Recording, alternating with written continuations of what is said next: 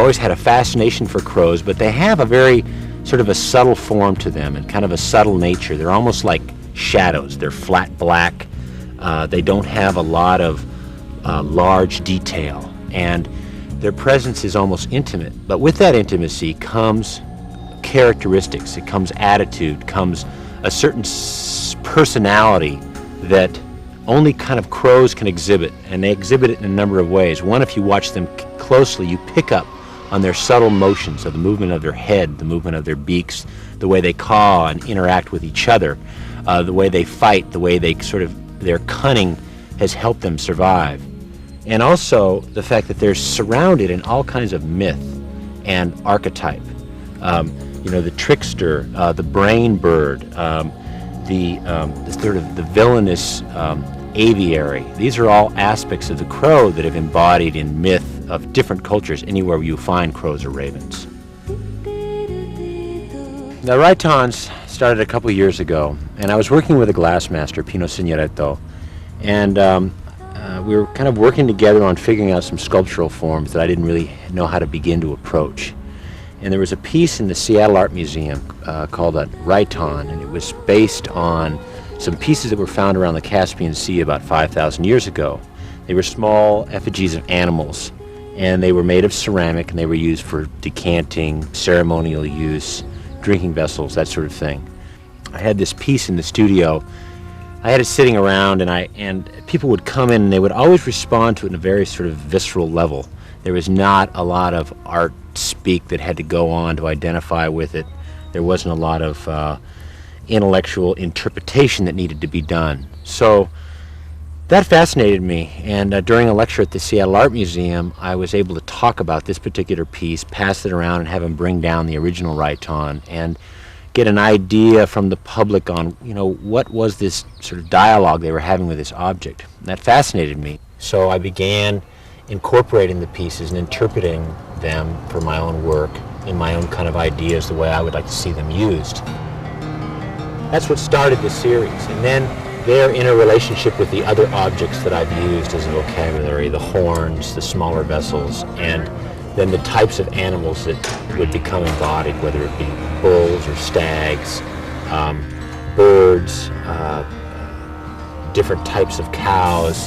These are all things that, I've had some kind of a particular myth about that I'm fascinated with, or a hunting encounter or something like that sort of bonded me to these images. It was important to me that it maintain this function, the idea that it could be used as a decanter, or it could be used as a drinking vessel. So we figured out a way to make this thing blown and kind of intact, all out of the same form. So when you pulled legs and that sort of thing, it sort of built its own structure, its own muscle and bone structure out of that, the nature of the material. One thing about working with the glass and picking out an idea is that glass has such a technical foundation that it is important that whatever the idea is, the glass lends its own qualities to that idea.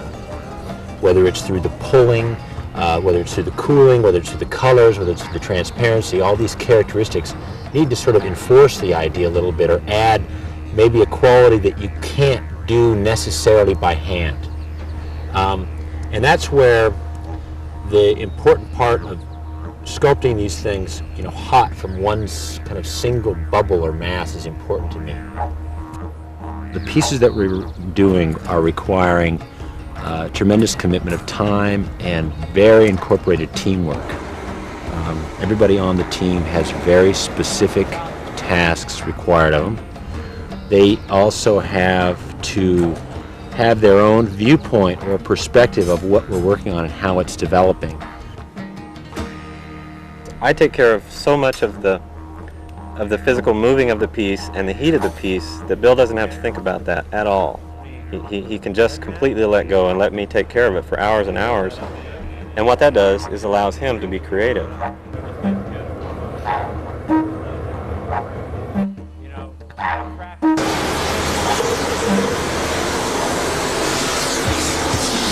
It's more than just a following out of sort of rote maneuvers here, because each piece sort of develops as we go.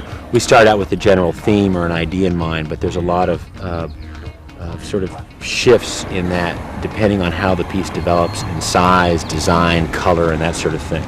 And once we start in this commitment, we can't really stop.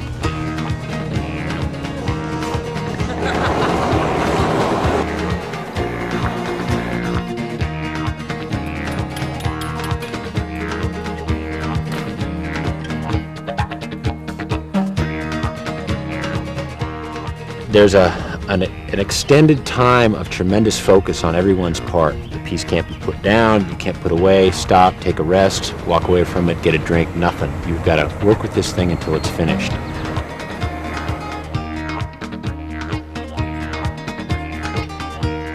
It's hard to say when that shift occurs, but there is a point where you can't think about anything else, and that's when I'm the happiest. When I know that every move I make, every heat I take, and everything that Karen does, or Ross, or Bill, it's critical. And you just can't make a mistake, so you're lost in the focus. And that's when it looks like stress, but it's we all enjoy it. And we may get a little tight sometimes, but I think that's when we're all the happiest, and we all enjoy each other the most. You're dealing with a lot of complicated componentry, you're dealing with a lot of weight, but then you're dealing with some very refined little details. Because I know where he is, we don't really have to communicate very much. And just a word or a nod or a little hand movement will do it.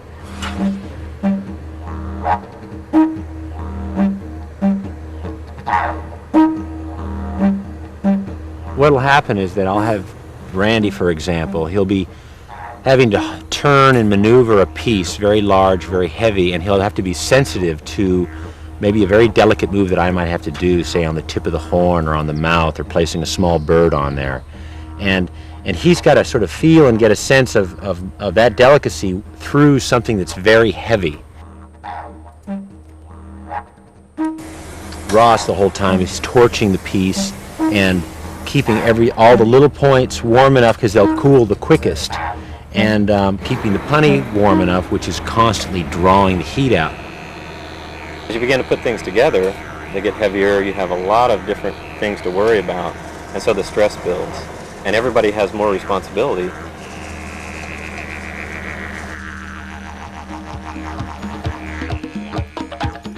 I love the physicality of it. I love the movement of it. I love the teamwork, the activity. I think I must thrive on stress because there's plenty of it out there. And I love it when people can come through in a time of duress.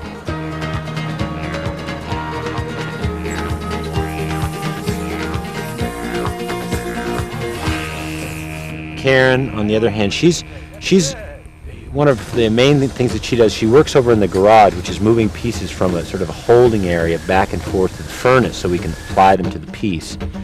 And this is something that requires a real sense of timing, because if the piece is taken out too cool, it'll crack.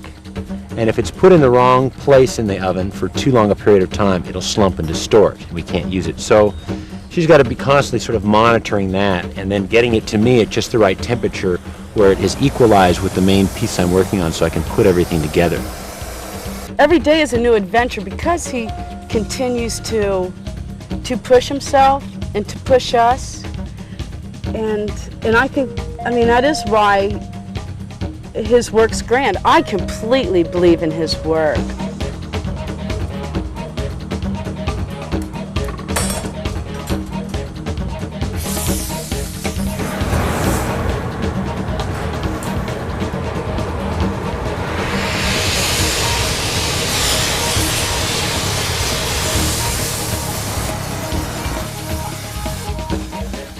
As the piece gets near to completion or starts needing more attention and more focused attention by everybody, you can hear from the noise level that that's happening, and so I hop in. There's usually something to do. Okay, that's about right, isn't it?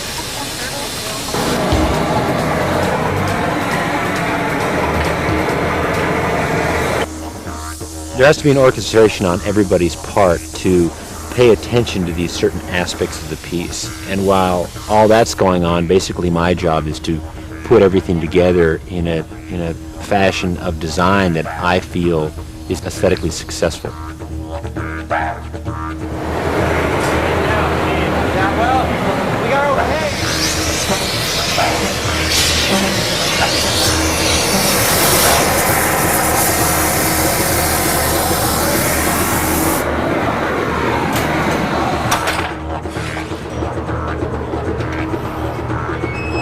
what I like about these pieces is they require all my attention.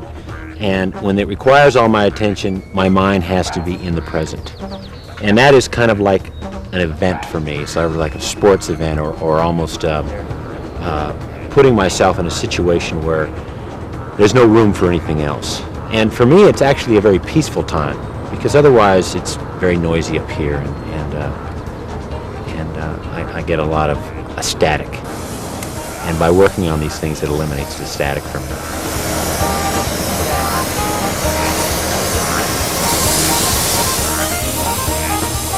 We do go through the motions, and we do have a body of work at the end of a work period. Let's say it's the end of a work season, and I get to put together an exhibition, and then I get to step back and look at it. The most interesting thing for me is that when I look at the work, it looks to me like somebody else made it. And to me, that's the most gratifying work I could make. Because, and it's gratifying and it's frightening at the same time, because I'll look at the work and I'll think, I can't believe I made that. I don't think I could ever do it again.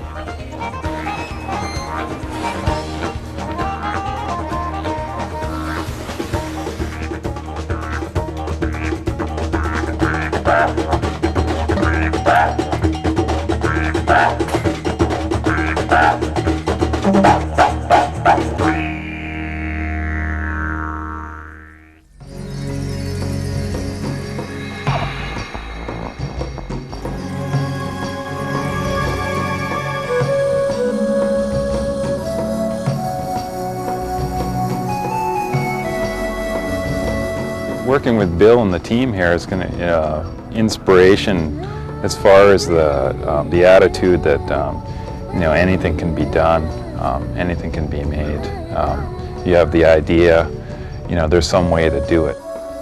Bill has never been one to hide his emotions. If he's feeling happy about something, you know it. He's got the best laugh in the world, but if he's angry about something and if it's not going his way, you'll know that too. And I think there's something about the directness of his personality that is translated into the art itself.